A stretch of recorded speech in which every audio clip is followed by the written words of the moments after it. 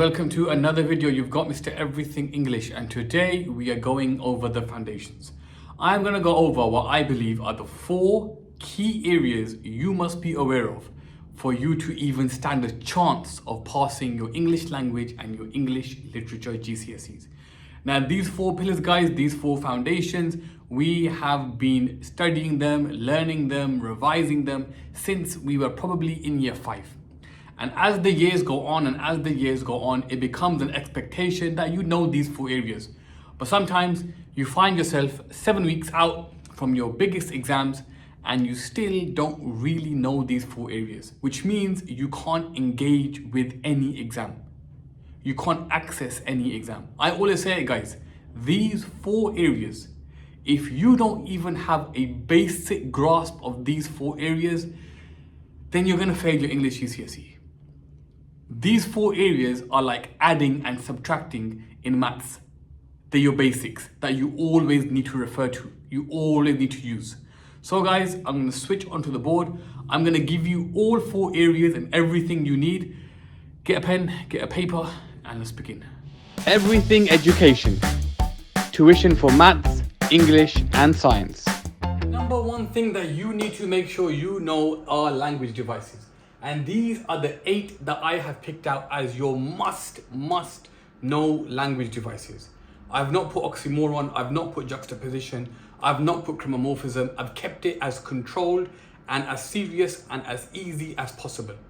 These 8, every single one of you should know inside out. Number 1, guys, hyperbole. Hyperbole is when you over exaggerate. This pen is the best pen in the world. Number 2, rule of 3.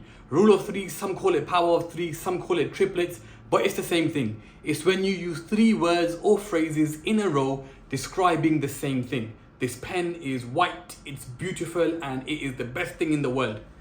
Number 3, guys, a metaphor. Everyone thinks they know what this is, but they don't really know what it is. A metaphor is when you compare. If there is no comparison being made, it is not a metaphor. There has to be a comparison. When you guys say to me, sir, is it a metaphor? I ask you, what is being compared? What are you looking at here? What is the comparison? A metaphor, guys, is when you compare without like or as. For example, this pen is a wand. I'm comparing the pen to a wand. Similarly, guys, is when you compare 2 things using like or as. Do not look out for just the word like or as. If it says, John likes eating fish and chips, that's not a simile. So don't get excited if you see the word like. Again, there has to be a comparison. This pen is like a wand. I'm comparing the pen to a wand using like. Personification, guys, this is when you give a non-human a human feature. This pen is my best friend. Symbolism. This is when objects or certain words have a very strong and powerful meaning. For example, the horizon can represent freedom. Sunset can represent the end of life. COVID represents lockdown and terrible times. It's when things have a wider meaning. And finally, guys, pathetic fallacy. Pathetic fallacy is when the weather reflects the mood. If everyone's happy, then the sun is shining. If it's sad, then it's raining.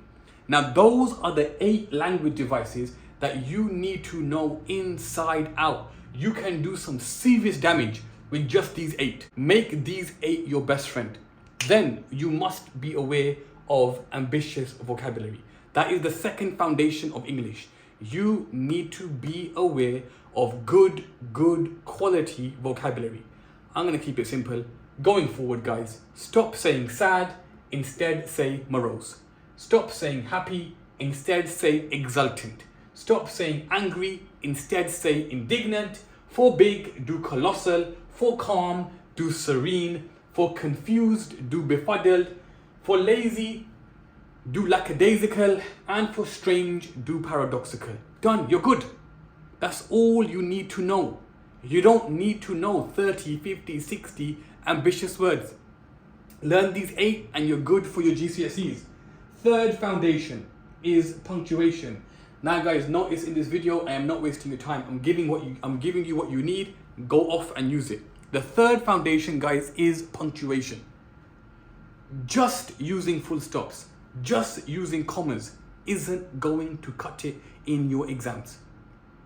How can you go through all of high school, all of primary school, and the only thing you know is how to put a full stop? And some of us can't even do that. That is unforgivable. That is why, guys, we must have a breadth of punctuation. Number one, exclamation mark. Use it for emphasis. I'm so happy, exclamation mark. I'm so sad, exclamation mark. This is the best day of my life, exclamation mark. This is the worst day of my life, exclamation mark. Second one, question mark. With this one, remind yourself, do not forget to put a question at the end of a question. Always put a question mark at the end of a question. Do not forget. So many of you guys end up forgetting. Make a conscious effort to end your questions with a question mark. If somebody is talking, hello, how are you? I'm good, how are you? Put what they say in speech marks.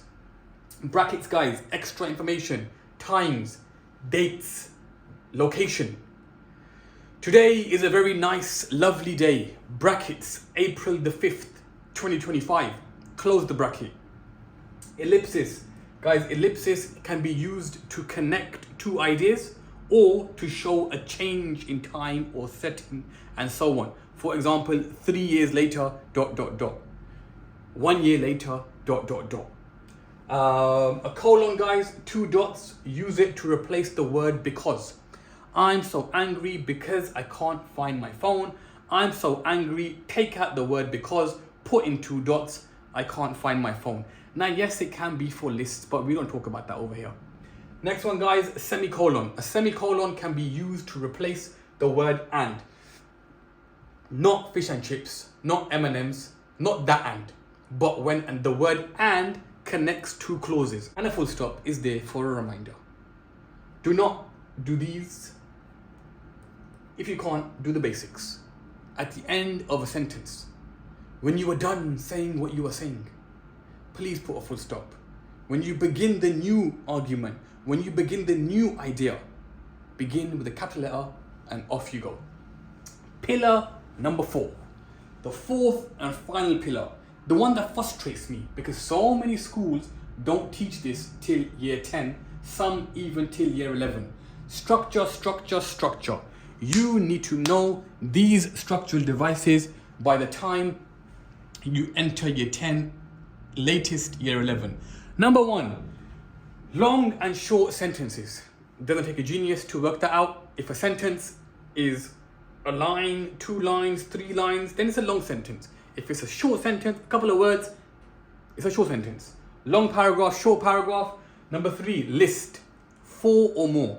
If it's less than 4 and it's 3, then it's called rule of 3 over here.